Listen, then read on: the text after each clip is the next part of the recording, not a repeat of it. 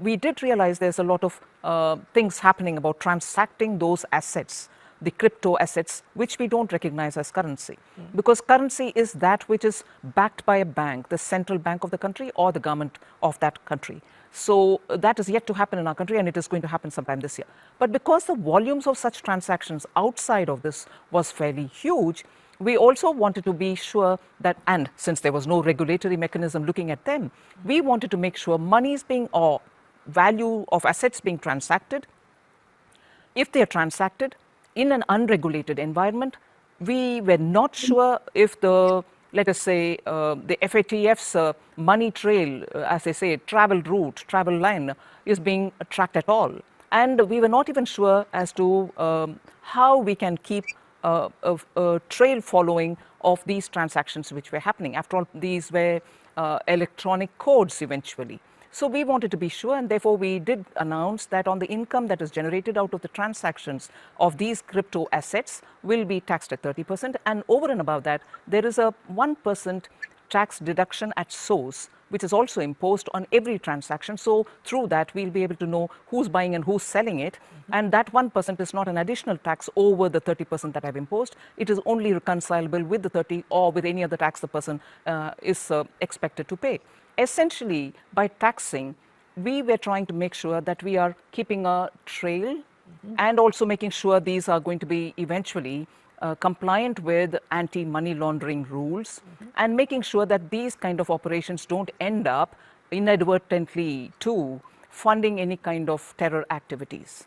So we wanted to be sure when there was no regulation happening, these activities which were becoming now fairly extensive are kept an eye on, and there should be a financial implication on them, and therefore the tax. It wasn't as if we have legitimized them. We haven't said that this is currency. We haven't said that this has intrinsic value, but certain operations are taxable for the sovereign, and that is why we've done this. Risk which worries me more on the non-governmental domain is essentially you're looking at unhosted wallets through which across the borders, across the globe, this entire operation takes place. So regulating cannot be done by a single country within its terrain through some effective method. And for doing it across the borders, technology doesn't have a solution which will be acceptable to various sovereigns, at the same time applicable within each of the territory. Again, the risks involved, on which of course Ravi Menon elaborated, will have to be differentially approached, because for each user case, the risks can also be different. So as long as the non-governmental activity of the crypto assets are through the unhosted wallets, regulation is going to be very difficult.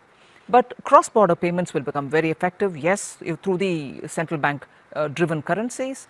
But even with all this said, unless there's going to be a global approach at regulating, and also an understanding of the technology even as it keeps evolving, to be on the top of things, and to have technology-driven solutions to regulate and monitor, not so much to interfere, but of course to keep an eye that your anti-money laundering, I harp on that very much, because I think the biggest risk for all countries across the board will be on the money laundering aspect, and also on the aspect of currency being used for financing terror.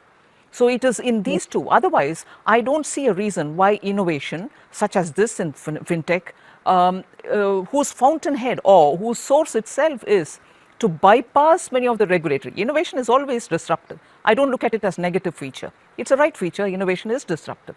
But on an essential thing of asset or valuation, which might be monetized for funding other activities which are not so savory, I think regulation using technology is the only answer.